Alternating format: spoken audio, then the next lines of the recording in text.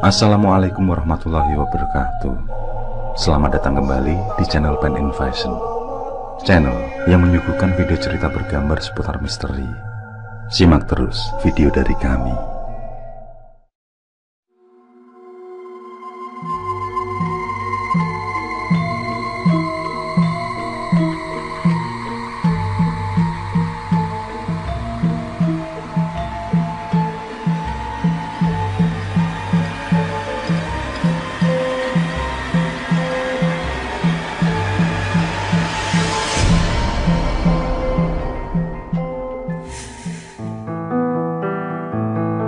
Perkenalkan, namaku Tito. Aku adalah seorang karyawan di salah satu perusahaan cukup terkenal di Jawa Tengah. Bekerja sebagai karyawan full time, menjadikan sebagian besar waktuku tersita di tempat kerja. Oleh karena itu, aku hanya bisa pulang ke rumah seminggu sekali. Meskipun jarak dari rumah ke tempat kerja hanya sekitar 3,5 jam, tetapi aku lebih memilih untuk ngekos di sekitar kantor daripada harus pulang pergi. Karena terkadang sepulang kerja badan sudah sangat capek dan enggan untuk mengemudi. Di usiaku yang mendekati kepala 3, tidak jarang ketika di rumah selalu ditanya tentang pacar ataupun kapan menikah. Pertanyaan itu bukan saja terlontar dari saudara saja, akan tetapi kawan maupun orang sekitaran rumah juga tidak bosan menanyakan hal itu. Aku selalu menjawab dengan santai, karena memang aku sudah mempersiapkan pasanganku sendiri. Aku menjalin hubungan lebih dari 2 tahun dengan Ani tanpa sepengetahuan orang tua maupun teman-teman dekat. Dibutuhkan sekitar 2 jam dari kotaku jika berkunjung ke rumah Ani. Dulu, dia adalah teman satu kampus denganku. Sejak lulus kuliah dia belum sempat aku kenalkan pada orang tuaku, karena dia lebih dulu mendapat panggilan kerja yang mengharuskan berpindah pulau. Hubungan pun kami lanjutkan dengan LDR. Kurasa hubungan jarak jauh ini sangat cocok, karena kami sama-sama sibuk, sehingga tidak mengganggu pekerjaan masing-masing. Hubungan kami pun berjalan baik dan lancar, hingga kuputuskan untuk melanjutkan ke jenjang yang lebih serius, yakni jenjang pernikahan. Hari itu pun tiba. Uang hasil kerja kerasku yang terkumpul, kurasa sudah cukup untuk melamar atau mengadakan pesta. Saat itu aku pulang kerja, langsung menuju ke rumah dengan perasaan sangat bahagia. Dengan segera, aku minta izin pada orang tuaku. Hal itu membuat ayah dan ibu terkejut, karena aku tidak memperkenalkan calon mantu pada mereka berdua. Dan dengan bijak, mereka pun memberi nasihat yang terbaik bagiku. Yang terpenting adalah calon istriku kelak, bukan hanya menyayangiku saja, tapi juga harus sayang pada mereka berdua juga. Mendengar restu dari ayah ibu tentu saja membuatku lega dan bersyukur. Perjuanganku selama ini akan mencapai puncaknya. Tanpa menunda waktu, aku pun langsung menghubungi Ani. Aku menggodanya dengan rayuan gombal, yang tentu membuat ia tertawa centil. "Sayang, 4 hari lagi kamu bisa pulang kan?"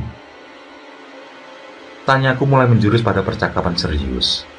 Ani menjawab kalau pekerjaannya masih menumpuk dan tidak bisa ditinggalkan. Aku memberitahukan tentang rencana untuk melamar dan segera menuju pelaminan. Tampaknya Ani masih berat meninggalkan pekerjaannya. Dia merasa tanggung jawab di tempat kerjanya belum bisa dilimpahkan pada karyawan lain. "Sayang, setelah ini kamu tidak usah kerja lagi. Kamu fokus saja pada rumah tangga kita. Aku sudah minta restu, dan aku akan melamarmu 4 hari lagi. Jadi kamu pulang ya." Mendengar ucapanku, Ani langsung menangis bahagia. Dia akan mengabari keluarganya di rumah perihal lamaranku, dan akan pulang sesuai permintaanku.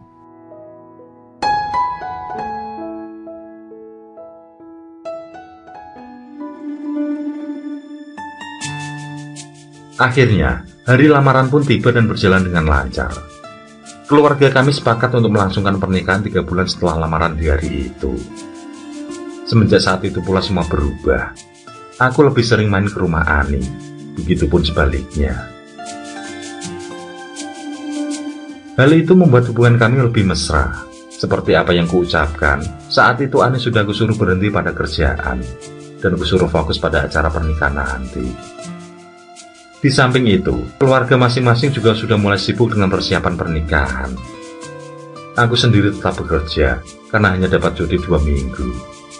Jadi semua urusan pernikahan, aku percayakan semua pada keluargaku.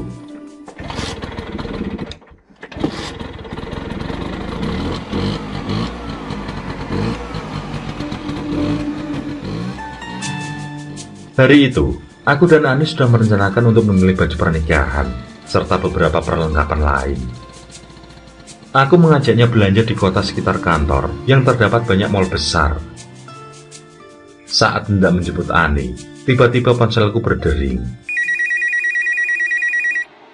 Ternyata Ani membatalkan acara di hari itu, dan dilakukan besok pagi saja. Dia beralasan kalau ada beberapa kerabat jauh yang datang dan tidak enak jika ditinggal. Percakapan dilanjutkan dengan kegiatan berbelanja di esok hari. Ani menyuruhku agar menunggu di kosan saja. Dia bilang tidak usah dijemput, karena sekalian akan mengantarkan undangan pada salah seorang sahabatnya. Kebetulan, rumah kawannya itu satu arah menuju tempat kosku. Sempat terjadi perdebatan karena aku ngeyel untuk menjemputnya.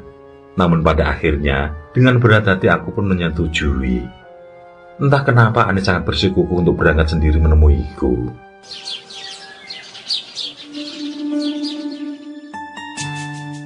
Di keesokan hari sekitar pukul 9 pagi, Ani sudah sampai di depan kosku. Dia terlihat sangat cantik, bak peri dengan berbalut pakaian putih. Wah, berangkat jam berapa tadi? Kau tidak ngasih kabar dulu? Tanyaku dengan masih menatapnya takjub. Dia menjawab kalau takut menggangguku, karena biasanya jam segitu masih tertidur. Aku menyuruhnya masuk dan menungguku yang hendak mandi serta berganti pakaian.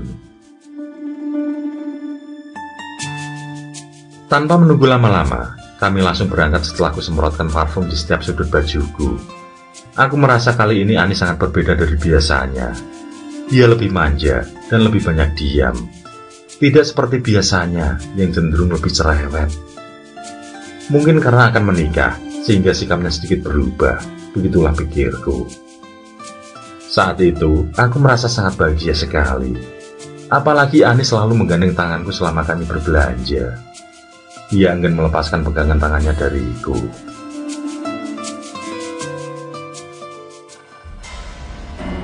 Akan tetapi, di sisi lain aku merasa ada sesuatu kejanggalan yang membuat hatiku agak bergetar. Aku merasa kalau ada sosok aneh yang mengikuti kami. Sosok tersebut bertubuh tegap cukup besar dengan memakai jubah hitam. Mukanya terlihat samar-samar saja karena tertutup jubahnya. Sekilas, tampak rusak dengan bola mata hitam semua. Penampakan sosok itu kutemui ketika beberapa kali aku melihat ke arah belakang dari pantulan cermin. Keberadaannya sekitar 5-6 langkah di belakang kami, dan seolah mengikuti kemanapun kami melangkah. Setiap kali kutoleh, sosok yang sangat jelas terlihat di cermin itu sudah tidak ada entah kemana. Perasaan itu beberapa kali menimpaku, namun tidak aku ceritakan pada Ani. Aku khawatir jika dia nanti ketakutan hingga merusak suasana yang romantis. Keanehan tidak hanya sampai di situ saja. Hampir setiap waktu aku mencium aroma kembang melati bercampur dupa yang sangat menyeruak. Yang membuatku bingung adalah seringnya terdapat bunga kamboja yang berceceran di sekitaran kami. Setiap kali aku dan Ani duduk di beberapa tempat, pemandangan bunga kamboja yang berceceran itu selalu saja memuni mataku. Jelas, aku tahu diri jika hanya aku saja yang menyaksikan pemandangan aneh tersebut. Baik pengunjung yang berlalu lalang pun maupun Ani tidak menunjukkan adanya kembang-kembang tersebut. Ucapan cinta yang selalu terlontar dari bibir Ani membuatku sedikit melupakan setiap keanehan yang kutemui. Aku merasa menjadi pria yang beruntung di dunia ini karena mampu mendapatkan sosok seperti Ani. Hampir setiap mata pengunjung lain tidak lepas dari tatapan takjub pada calon istriku itu. Aku benar-benar sangat bahagia. Malam pun menjelang. Aku berencana mengantarkan Ani untuk langsung pulang saja, karena barang belanjaan yang cukup banyak. Namun justru Ani menolak dan berencana tidur di tempat kosku. Besok pagi-pagi, barulah dia mengajak pulang. Tentu saja aku sangat terkejut dengan perkataannya. Selama ini, dia juga tahu kalau di tempat kosku ada larangan, tidak boleh membawa masuk wanita sebelum sah menjadi istrinya. Ini bahkan ibu kos belum kuberitahu kalau kami akan menikah. Selain itu, aku juga berpikir tentang bagaimana memberitahu orang tua Ani. Saat itu, kami pun kembali dalam perdebatan, hingga akhirnya aku mengalah. Ani telah sukses membuatku yakin bahwa semua akan baik-baik saja. Ani kembali mengajak jalan-jalan, lalu pulang jika malam telah larut, di saat ibu kos juga penghuni kos lain sudah pada tidur. Aku tidak bisa lagi berpikir selain menyetujui kemauannya. Kita pun berkeliling kota dan singgah di sebuah taman hingga larut malam.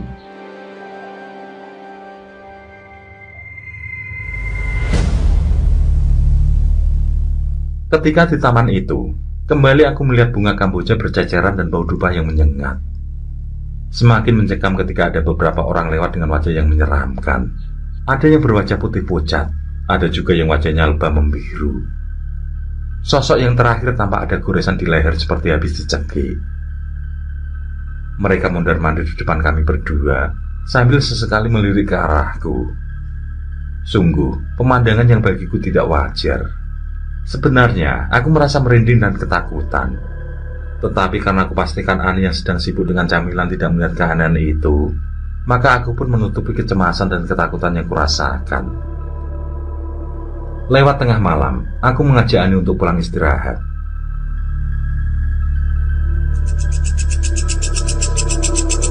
Setiba di depan kos, kekhawatiranku pun terjadi.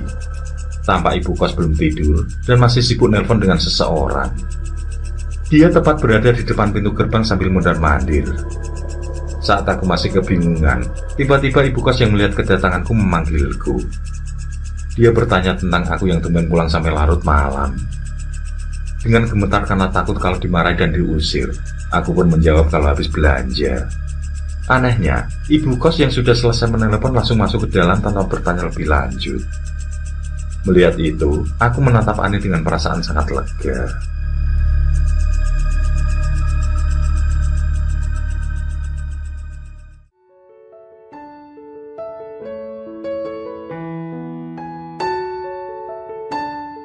Di dalam kos, Ani sangat manja sekali. Kami saling bercakap tentang masa depan yang akan kami lalui, tentang segala rencana yang akan kami persiapkan setelah pernikahan nanti, dan juga tentang masa tua di hari kelak. Sungguh malam panjang yang menjadi malam terindah bagiku. Cengkeraman tangan Ani semakin erat ketika aku hendak beranjak untuk tidur meninggalkannya. Dengan lirih dia berucap bahwa apapun yang akan terjadi, jangan sampai aku meninggalkannya. Tampak bulir air mata mengikuti ucapannya itu. Aku tersenyum, lalu mengucap janji setia sambil mengusap lelehan air bening di pipinya. Dan malam itu, ku akhiri dengan memeluknya erat, lalu mengecup mesra keningnya.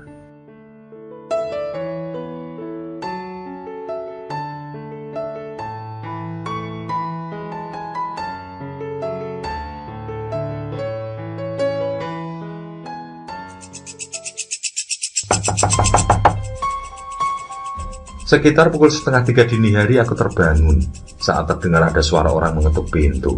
Ketukan itu terdengar sangat cepat dan tidak beraturan. Karena takut ibu kos yang melakukan hal itu, sebelum kubuka, terlebih dahulu kuintip lewat sebalik tirai jendela.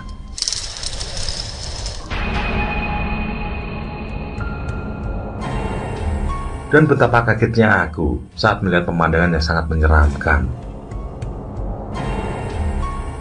Tepat di depan pintu, ada sosok lelaki tinggi besar dengan wajah menyeramkan. Sesekali, sosok tersebut menggaruk-garuk pintu.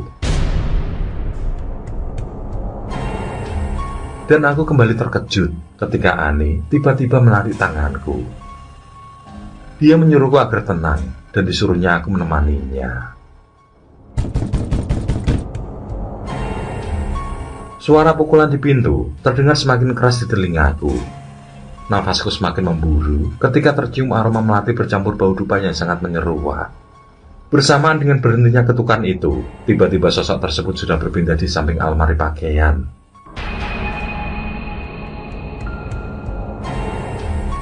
Sosok itu berdiri sambil membentur-benturkan kepalanya di tembok. Sekujur tubuhku terasa kaku seperti tidak bisa bergerak sama sekali. Entah apa penyebabnya aku tidak tahu. Sementara Ani yang kupeluk erat juga tampak ketakutan. Malam itu terasa sangatlah panjang. Aku hanya bisa pejamkan mata dan membaca doa-doa sambil memeluk Ani.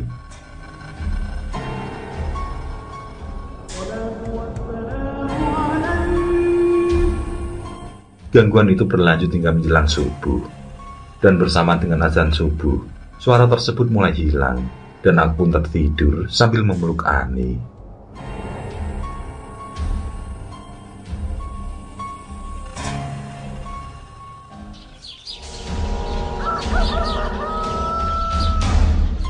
Sekitar pukul 8 pagi, aku baru terbangun dengan gelagapan. Aku terkejut karena Ani sudah tidak ada di kos. Mondar-mandir aku mencarinya, namun tidak kutemukan. Aku pun berpikir kalau dia telah pulang terlebih dahulu. Saat kulihat semua barang dan pakaian masih di kos, aku langsung menghubunginya.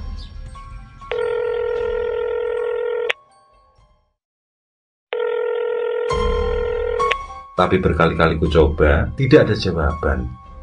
Setelah kutunggu sekitar 1 jam dan Ani tidak menampakkan diri, aku pun memutuskan untuk pulang ke rumah. Tujuanku adalah ke rumah terlebih dahulu, sebelum ke rumah Ani.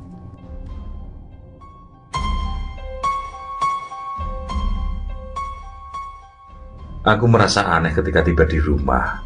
Semua orang tertunduk, seperti sedang ada masalah. Sesaat kemudian, ibu mendekat dengan air mata masih melekat di pipi. Dia bertanya, kemana aku kemarin?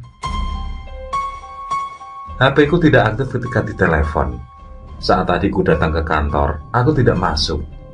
Dan ke kos, aku juga tidak ada. Sementara kos sepi, ibu kos juga sedang tidak ada. Kemarin, aku belanja dengan Ani, Bu. Memangnya ada apa mencariku? Tanyaku sambil mengalihkan pandang ke arah adik. Dengan ragu adikku memberitahukan kalau kemarin pukul 8 Ani kecelakaan di jurang Wates. Lokasi tersebut berliku dan menanjak. Karena seringnya memakan korban hingga pecah kepala, maka dikenal juga dengan jurang tengkorak. Ani ditabrak mobil hingga terpental dan akhirnya dilindas truk muatan berat. Bagian tubuhnya hancur, kepalanya pecah dan ususnya terburai hingga jasadnya tidak dikenali. Adikku mengaku jika sudah mencariku seharian tidak ketemu, sedangkan HP-ku tidak aktif. Aku yang tidak percaya langsung menelepon Ani berkali-kali.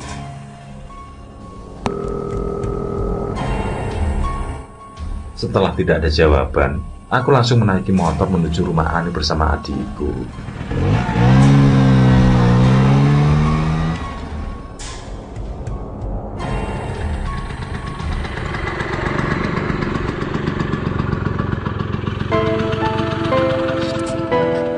Sesampai di rumah Ani, aku sudah disambut dengan bendera kematian. Tampak pula beberapa kerabat dan tetangga masih berkerumun di sana. Seketika aku berteriak histeris memanggil-manggil nama Ani. Ayah Ani menenangkanku, lalu mengajakku ke kuburan Ani untuk bertakziah.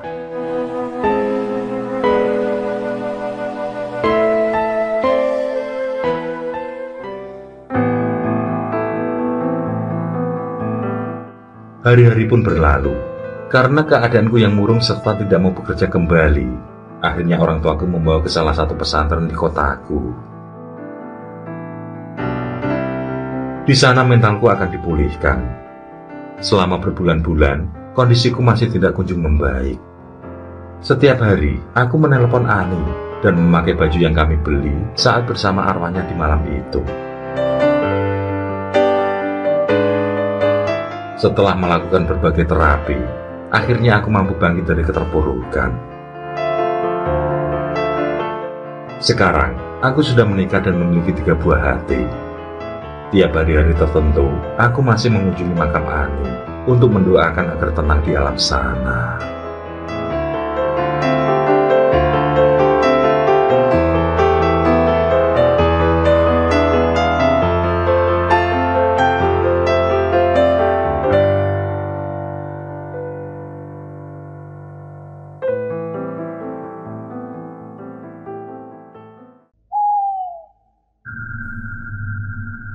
Oke, terima kasih.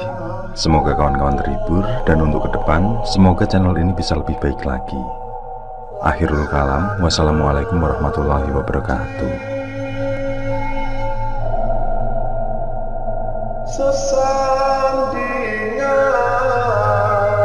hormat kali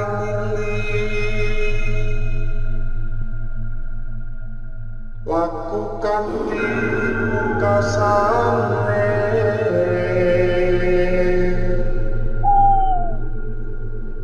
andap kersaning Gusti